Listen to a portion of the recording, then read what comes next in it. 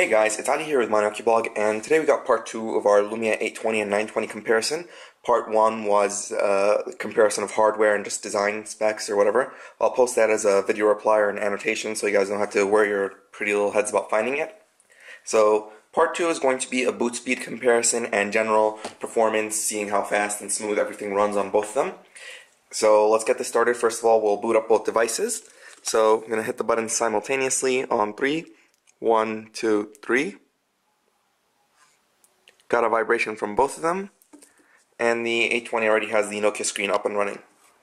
So a quick rundown of what's inside both of these. They both have the same exact internal. They have a 1.5 gigahertz dual-core Snapdragon S4 processor with 1 gigabyte of RAM, while the Lumia 920 has 32 gigabytes of onboard storage, and the Lumia 820 has 8 gigabytes of onboard storage with an expandable micro SD slot. So the 820 seems to have finished booting already, so it seems to be quite a bit faster than the 920. We have a couple seconds difference really. The 620 was closer to the 920 than this is now. And of course the 820 doesn't have a SIM in it. So let me get both of these running on the same Wi-Fi network just to make sure. Okay, so now that they're both connected to the same Wi-Fi network, we'll start to test. So first of all, I'm going to run a couple apps, see how they both perform, and just show you guys that there's nothing running only on the 920 have my connectivity or whatever, because I was just running the Wi-Fi. The 820 is completely blank. So let's start both of them up from scratch. We have the Facebook app, which is pretty slow sometimes, so let's run that. Facebook. And within seconds of each other, the 920 and 820 both loaded it. The 920 was a fraction of a second faster. And let's try resuming that, because resuming sometimes takes a while. Resume the app, and the 820 just gave me a little resuming thing for a while there. I don't know what was going on, but nothing that was too serious or took too long. So let's look at some other apps. We have the Twitter app, so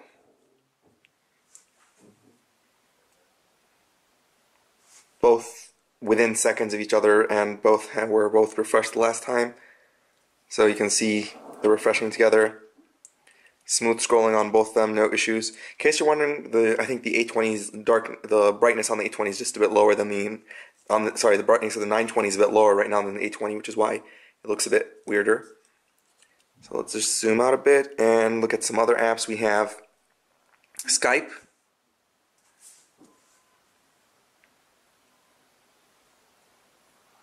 And once again, they both ran instantly, and they both connected to the network at the same time as well. So no major performance issues there. Let's see, what else can we run? Let's check out the Maps app, because maps are interesting. So of course, the 920 is going to get the GPS signal first, I assume, because it's connected to my SIM, which helps it locate faster. But we'll find out right now. So yeah, they both ran at the same time, and the 920, or they actually both got the same GPS signal at the same time. And just one note I'd like to comment on right here is the fact that in the Maps app, it's actually probably the only place where I can tell the difference in screen resolutions quite obviously. The 920 obviously has a better screen with a higher resolution, and you can tell that from looking at the roads on the map. On the 820, they seem a bit jagged compared to the 920, which of course with a higher resolution is able to make the ends of the road look a lot nicer and smoother. But you know, it's nothing major. So what else? Let's try some browsing. So let's get up Internet Explorer up on both of them. So Internet Explorer is up and running. They're loading different sites, of course. And so let's run my Nokia blog on both of them. So let's just go to favorites. Favorites, so there I have my Nokia blog on both of them. Hit that. And within seconds of each other, I mean, it's probably just because I hit one of them faster than the other. No major issues, they're both still loading.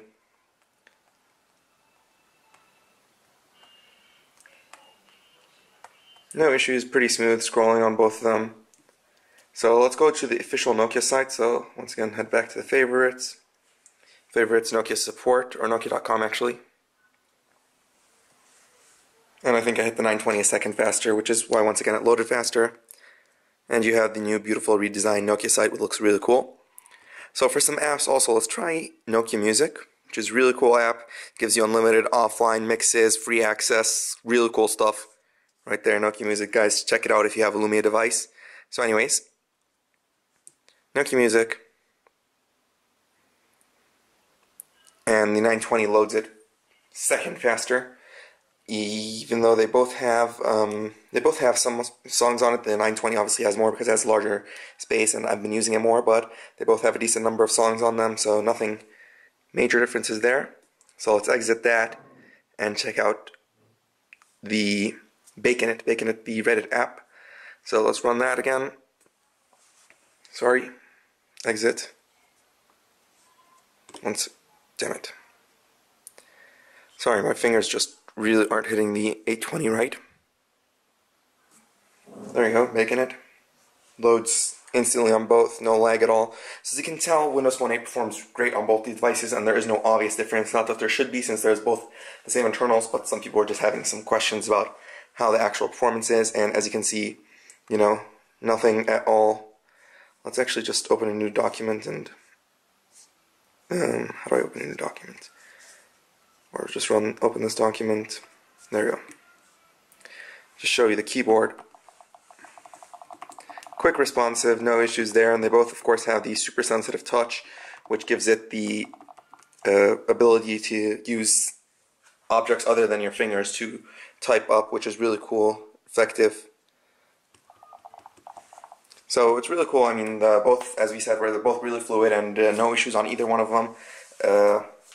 So if in case you're worried about performance issues, you shouldn't have any at all. And we even previously saw that the 620 and the 920 also do not have a big performance gap between them. The 620 was actually faster than the 920 in some aspects. So it's interesting to see that Windows Phone 8 is not hardware reliant as much as other software such as Android, which the number of cores and processors really takes a toll on the device, where on Windows Phone 8, even with 512 megabytes of RAM in the 620, you had a smooth performance. So it just goes to show you that it's apples and oranges when comparing two devices.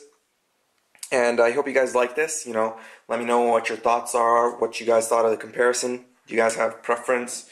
And if you guys want to see any other comparisons, let me know down below. And go ahead and click the subscribe button, because that would really help me out, guys. And while you're at it, like and comment as well. And thanks for watching.